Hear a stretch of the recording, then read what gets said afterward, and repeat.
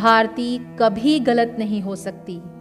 आखिर क्यों किया जा रहा है उसे बदनाम? आइए एक एक करके सभी तथ्यों को जानते हैं। भले ही भारती ने 9 सालों में अपने पिता की कोई खबर नहीं ली, कभी फोन पर बात तक नहीं की, कभी मिलने तक की कोशिश भी नहीं की, फिर भी हमें उसकी निंदा नहीं करनी चाहिए।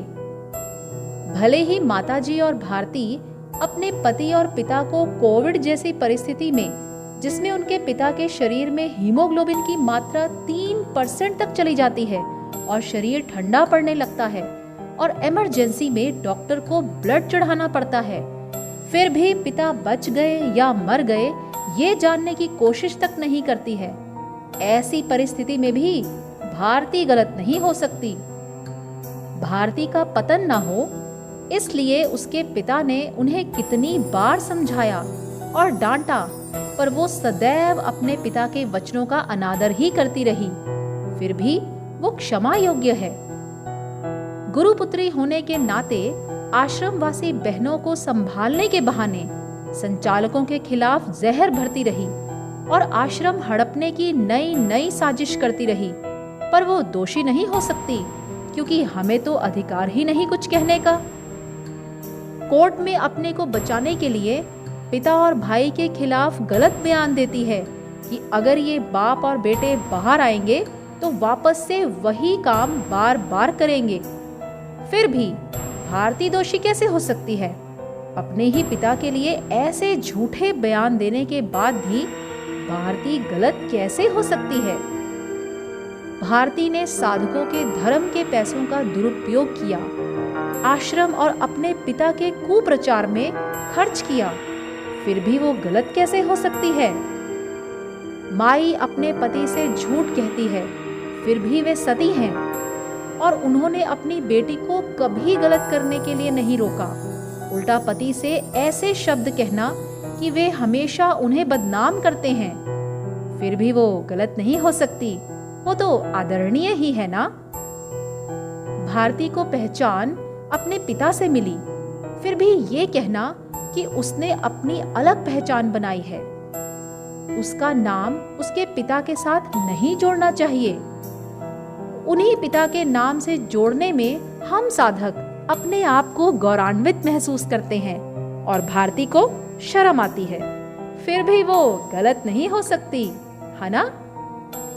पिता के कहने पर पैसों का हिसाब देना तो दूर, माफी तक नहीं मांगी। माई को भी झूठ बोलना सिखाया और कहती है कि मेरी माँ ही बापू को तलाक देगी। पति पत्नी के बीच दरार पैदा कर दी, पिता के हृदय को पीड़ित किया, पर उसे कुछ कहना मतलब हम पर पाप लगेगा। माँ होकर पुत्री को सुधार नहीं पाई, लेकिन वही माई पति को त्यागने में एक पल भी नहीं लगाती, फिर भी उनके लिए हमें कुछ कहने का हक नहीं। अपने प्रत्येक प्रवचन में अपनी माँ को बड़ा दिखाना और पिता को नीचा दिखाना, ये तो आदत थी भारती की, ताकि साधकों को पिता से अधिक माँ में आस्था हो जाए और पिता के प्रति श्रद्धा में कमी आ जाए। और ऐसा करने में वो कुछ हद तक सफल भी हुई। फिर भी वो गलत नहीं हो सकती क्योंकि हमें तो अधिकार ही नहीं उसे कुछ कहने का।